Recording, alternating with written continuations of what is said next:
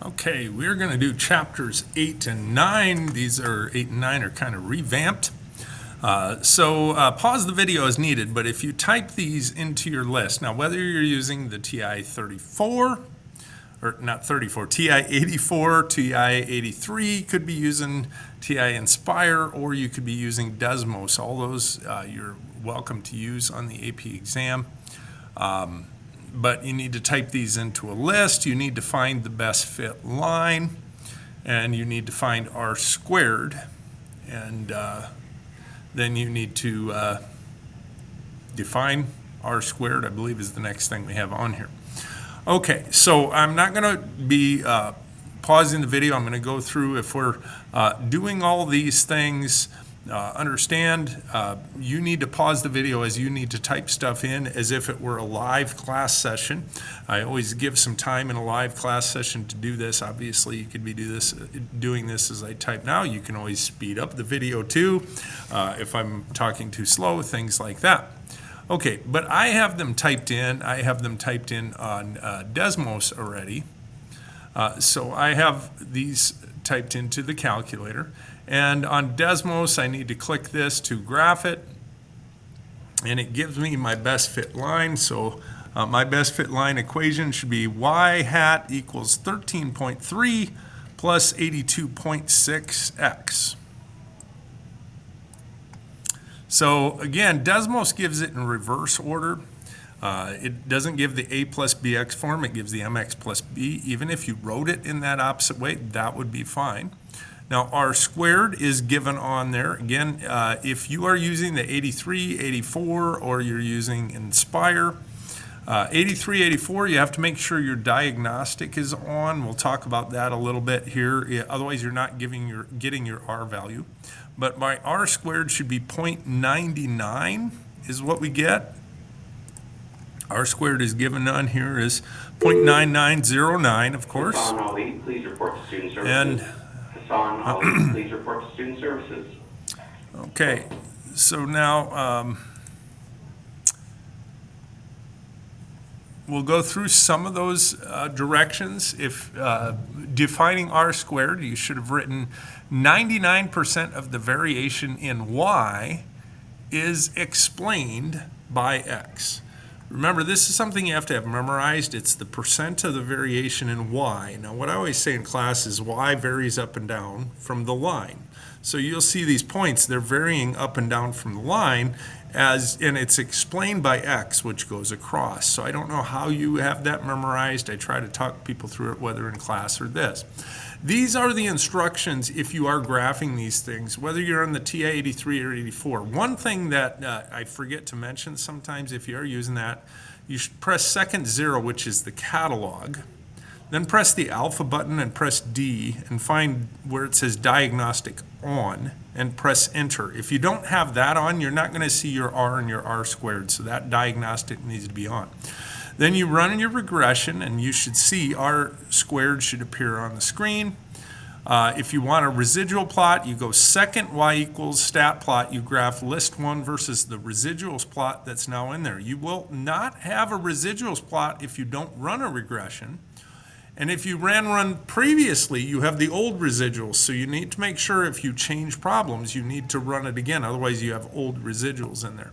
Then zoom 9 or zoom fit will zoom in those residuals. So you get this residual plot, kind of like we see here. If you're using the Nspire, you have to put it on the data and statistics page, put X on the bottom, Y over here.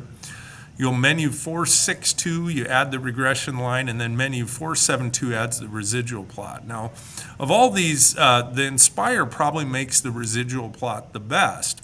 If I'm making a residual plot on here, now I'm going to zoom in. Here's my line here.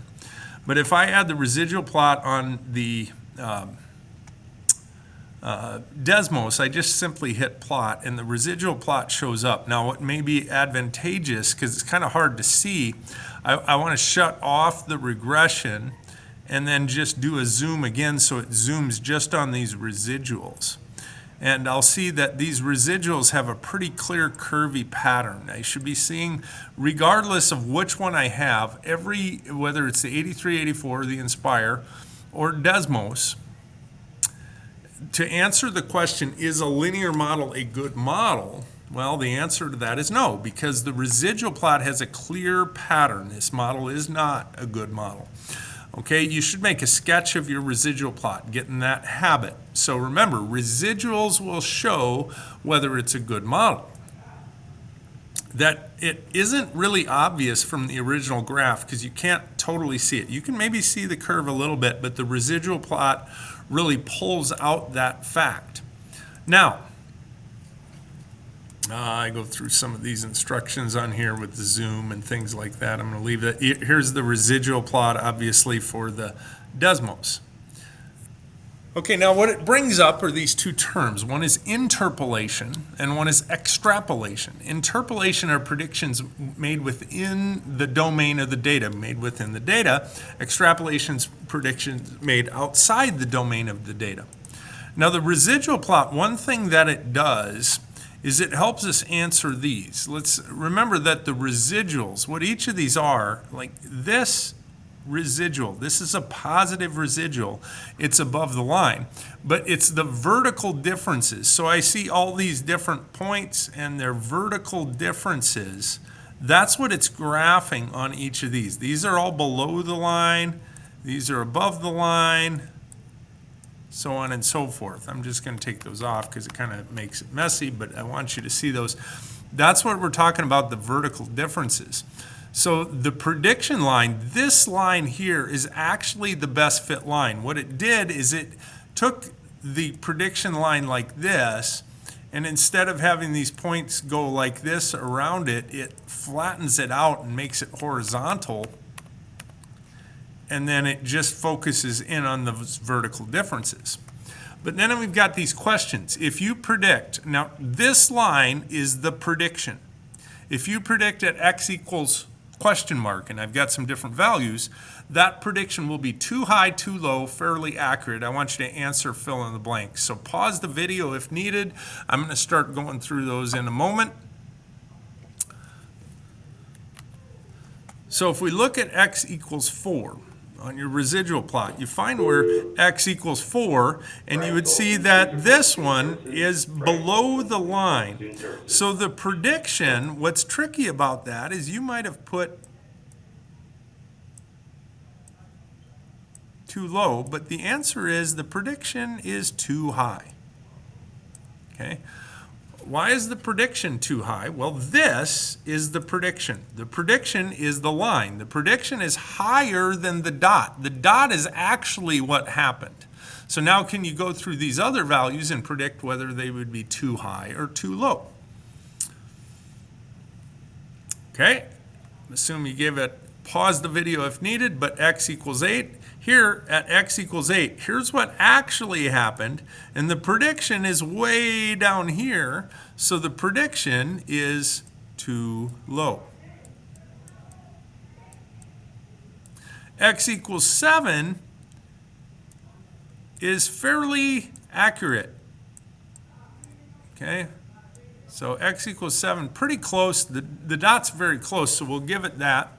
But what about x equals 12? Well, we don't have x equals 12 over here. Now what you have to do is you have to think about the pattern. If the pattern continues like this, what actually happens probably way up here, so the prediction will be way too low, because the prediction, again, remember, is the line. So the line would be out here, and this is the prediction, and what's actually going to happen is up here.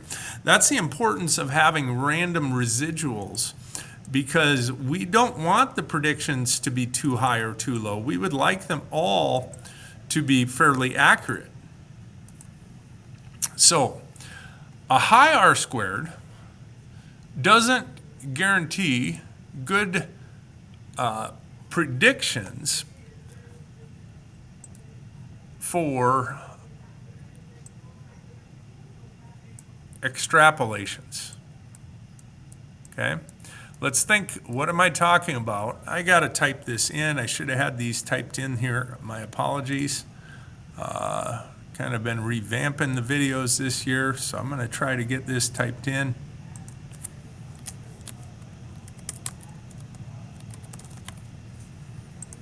Okay, what do I mean by this? We're going to think through this.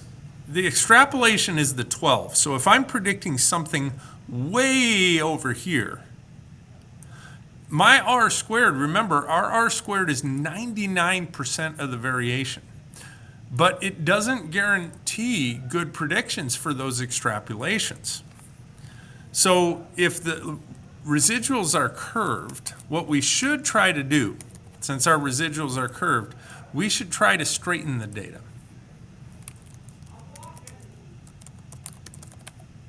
Interpolations, they may be good for a high R squared. In other words, and that's a maybe, we saw for 7 it was fairly accurate. These still may be fairly accurate within this because they may not be too far off. It depends on our residuals. Maybe this one is about 5 or 6 higher or something like that. But the interpolations, they may be good for a high R squared, but we would much rather have random residuals, and we'll talk about that. Now we're going to come back to that idea of interpolation, extrapolation, and we're sticking with it here. I would like you to take this equation. There was a guy, Brian, who kept track of his height through his youth and into his adulthood. And we want to predict Brian's height, what it was at 10 years old, what it will be at 30 years old using this equation. So you can grab your calculator, whether it be your Inspire, your 84, you just simply would type these in.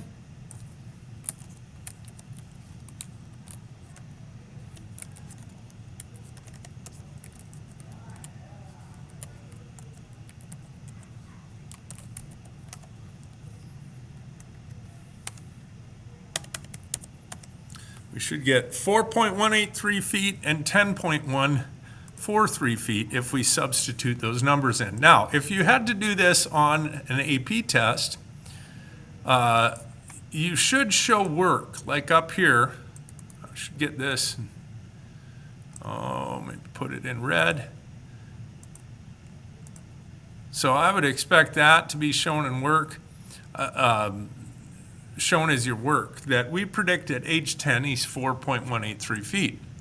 Now at age 30 we would predict him to be 10.143 feet. I'm going to put that also in red.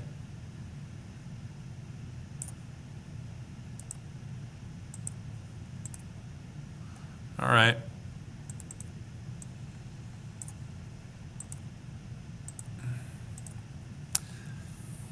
Now this one, if we look at the data of the graph, at age 10, that's within the domain of the data. In other words, his data goes from about age 0 when he was born to about maybe age 16, 17, 18, somewhere in there, probably 17. So it goes from 0 to 17. So anything we predict from 0 to 17 is probably accurate. We're predicting at age 10. Looks like it's pretty close to what it is. So we would think that this is probably accurate because it's an interpolation. Interpolations a lot of times are accurate. But the extrapolation, it does have random residuals on this because I think we're given that in the problem. It says R is 0.95 and the residual plot appears random. Now I don't have this part on there, but if R is 0.95, if I need R squared, I could simply square R, and we would have a high R squared. 90% of the variation in Y is explained by X. So R squared, the higher R squared is, typically the better your predictions will be. However, you have to be aware, am I interpolating, extrapolating? So with the interpolation, with the age 10, it's probably fairly accurate because it's in that range of data. But we have a problem with this extrapolation, even with the high R squared and even with random residuals. Extrapolations are always risky. And one, because even though that's the case, people don't grow their whole life. So they don't keep growing at age 30, and we have people that are 10 feet tall. Then if that was the case, we'd have people that are 15 feet tall at age 40 or whatever the pattern would be. That's not going to be the case. So Even with the high R-squared, extrapolations may not be accurate if we don't believe the pattern continues. And we don't believe this pattern continues because people stop growing right around the age of anywhere from 16 to 18, maybe 19. There's people who grow a little bit older, but we get that the pattern isn't going to continue at age 30. That's the point. Okay, so now we've got some different terms. Outlier. A point deviating from the rest of the data. Again, slow down as needed. A point of leverage. When you think of a point of leverage, it's like this picture. It's being way over on the side, way over to the left or way over to the right. Those are points of leverage. So keep these in mind. Influential points are points that will change the slope or the equation. They'll change the slope. Now, to be an influential point, it needs to meet two criteria. It needs to be out of line over the overall dots, and it has to have leverage. If it doesn't have those two things, it's not going to be influential. It's not going to change the slope.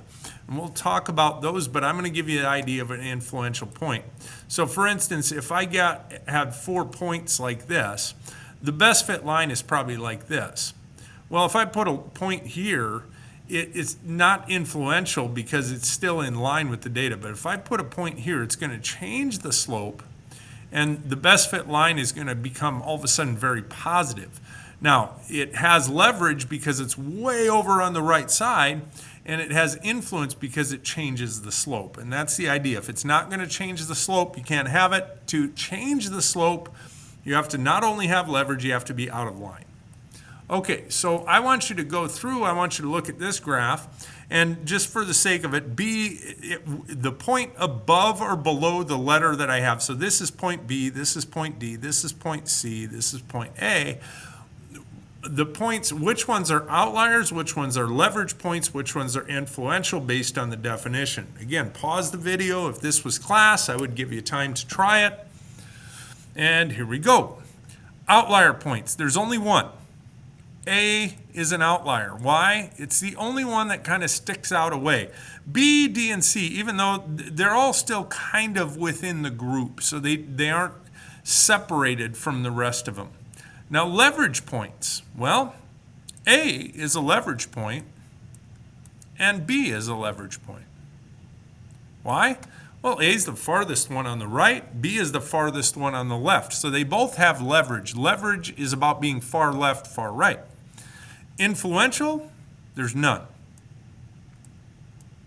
Now, why isn't A?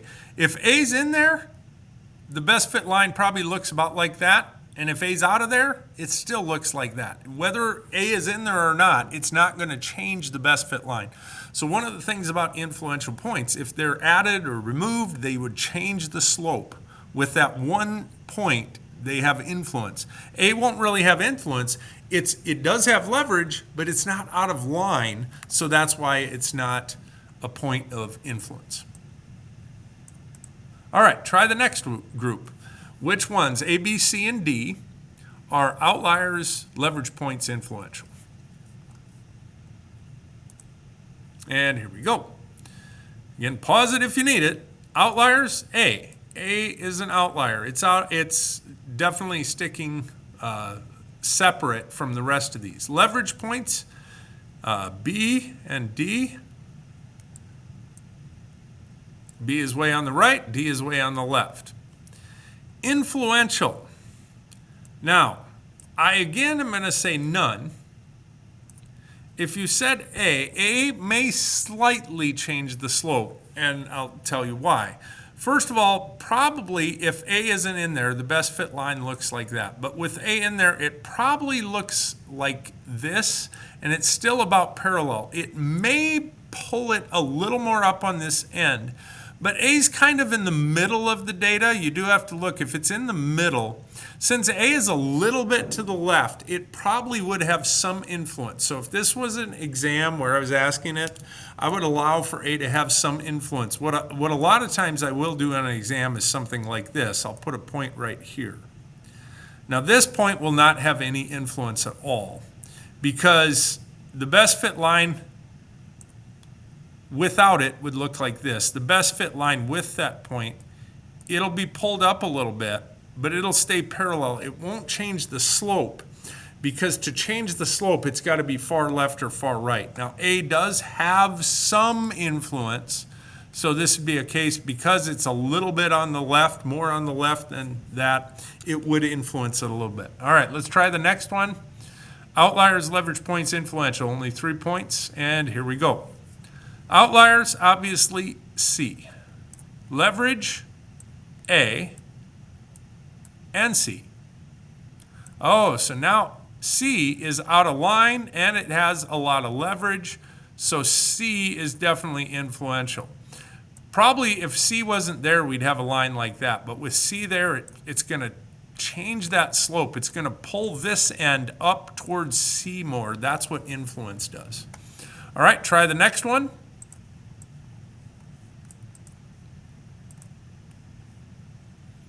Outliers, B. Leverage points, C and B. Influential, B. If B isn't there, it goes like this. If B is there, it goes like this. It'll pull it, it'll change it. It changes the slope. Hopefully we're getting some of those ideas, and we'll keep going. Okay, so now this next one, is a linear model a good model? So I've got this one typed in Desmos already. I'm going to use Desmos on this one. Okay, so we've got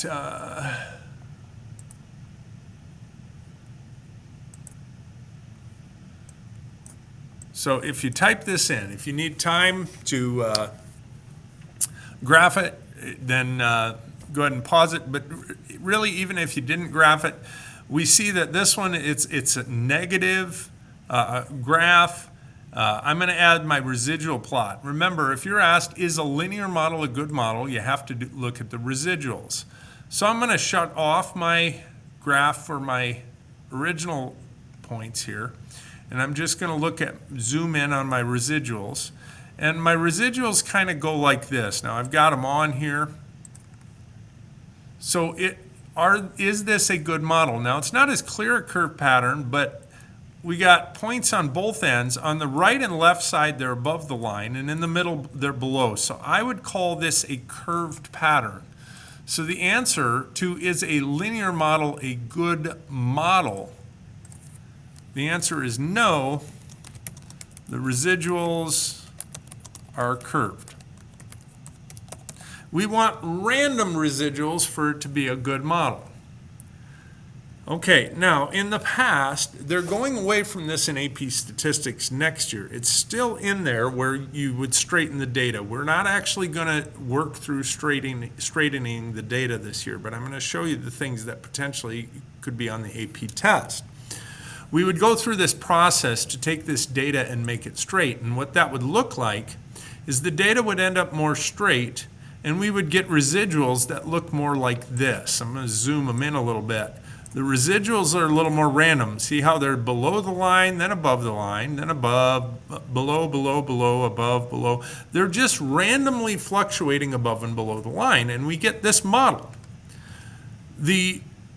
To straighten the data, we took a reciprocal. We took -1 over y, and it got us this equation. -1 over y equals -3.9909x minus 2.34692. I would like you to take this equation, and I would like you to predict a value for x equals 12. Now go back and look. X equals 12 is over here. If you were following the data, what I think, if I'm just kind of following the data, it keeps getting smaller and smaller. If I had to guess, it's somewhere in the area of 0.2 or maybe 0.1, because you see how it keeps getting smaller. That would be my guess of what I should get. So I'd like you to put 12 into this equation and see if you can figure it out.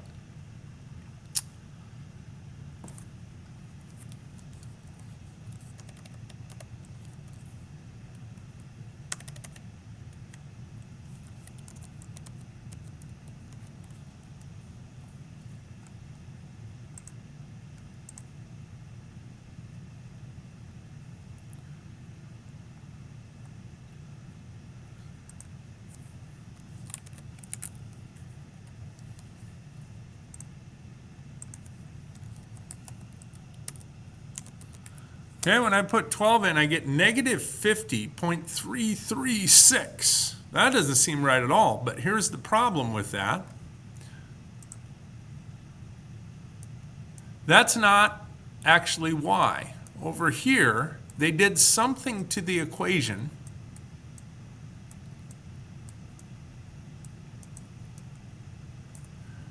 they did negative 1 over y. So first of all, we have to now solve this for y. So I'm going to make both sides positive since both of those are positive. So I'm just going to take my calculator and I'm going to multiply by negative 1 and I get 50.336. Now that doesn't equal y, that's 1 over y. So how do I get rid of 1 over y? Well, I take 1 over 50.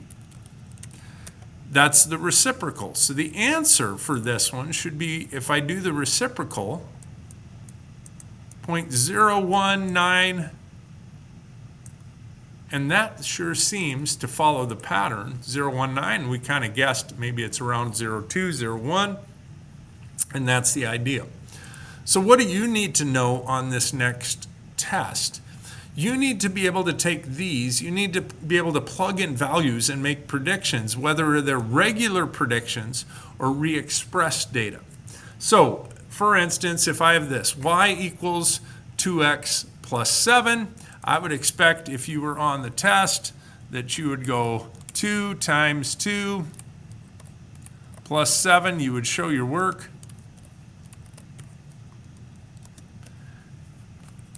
And if you type in that in your calculator, you get 11. Okay, I'd like you to try this one, and then I'd like you to try this one, but this one, there's a trick. It has a log, so that means they did something to straighten the data. So you're going to use this, but then you're going to have to undo what they did in the end.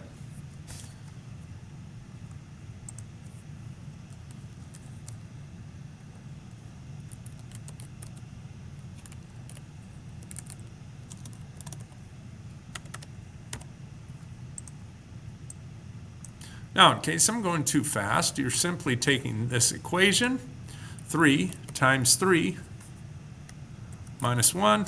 You're figuring out that's 8, and you're writing down and you're showing your work.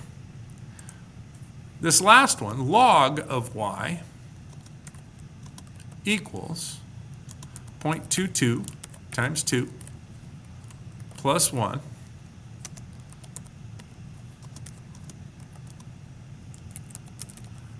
The answer is not 1.44. So how do I undo a log? Now the nice part, if you are using a calculator, on the calculator, you find the button that says log, and the button that says log, the opposite of that is this one that says 10 to the x. And to undo the log, you simply do that power. So the answer is 27.54 for y. If you are using Desmos, you're going to have to add, this is one disadvantage of Desmos.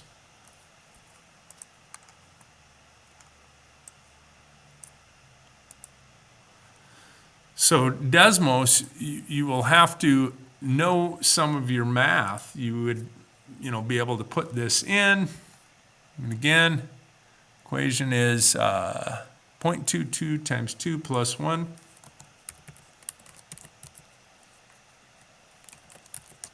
Okay, and you get the 1.44, but that equals the log of y. So how do I undo the log? Well, undoing the log is 10 to the 1.44 power. So log is log base 10. So all of these, you have to think, what is the opposite of the thing I'm trying to do? So you're going to have to remember that the opposite of log is 10 to a power. All right? So now I'd like you to try these. When you're done, you need to do the opposite of what was done to it to get the final answer.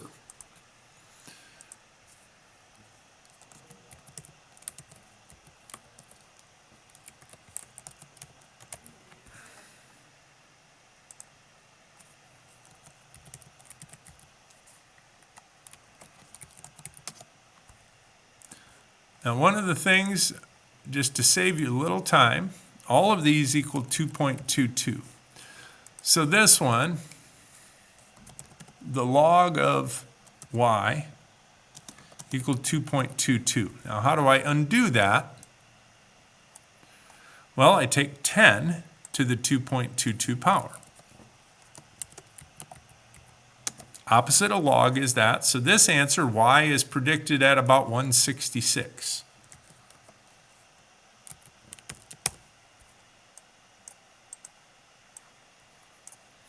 All right, this one, 1 over y equals 2.22. 1 over y, that's the reciprocal. So to get y, you have to take the reciprocal. There's two ways to do that. You can do it that way, or you can take 2.22, you can actually raise it to the -1 power. That is, oops, missed the negative, I guess. That's the reciprocal. So that one should be y equals 0.45.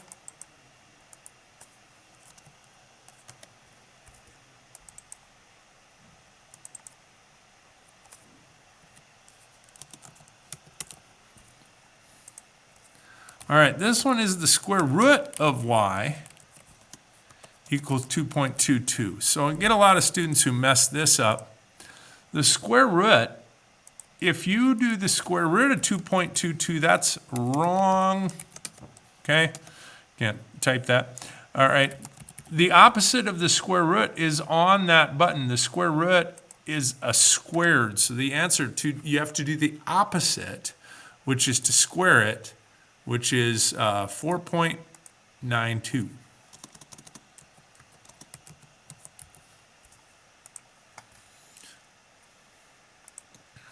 Okay, so just some quick opposites. Log, the opposite is 10 to the power. Natural log, the opposite is e to the power. Square root, the opposite is raising it to the second power, squaring it. Reciprocal, 1 over y, the opposite is 1 over y. It's just doing the reciprocal. Those are the common ones that you're going to have to do, but those are the things you're going to want to write down. All right, next, which of these result in the best re-expression? So now here, this will be more what I will test on, is something like this. We're going to have those regression printouts that we talked about in the last chapters. But this one, it says the response attribute, they took the log of y. And here what we got these residuals, and these residuals, they look pretty random. This one, they did the square root of y, and they got these residuals. You can draw a line across 0, and these residuals look kind of curved. So which re-expression is better? It's the log of y, and the reason is that it has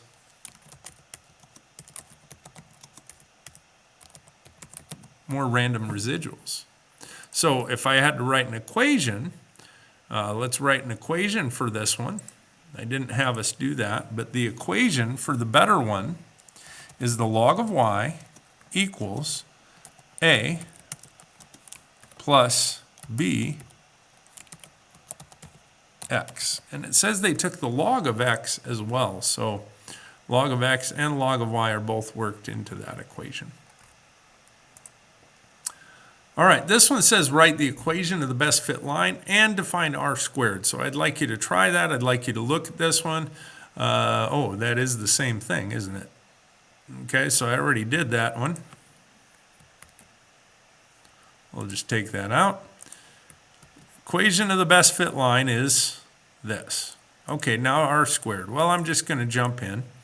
R squared is 97.4, so let's start writing it. 97.4% of the variation in what? Well, in y, well, in this case, y is the log of the weight, according to this.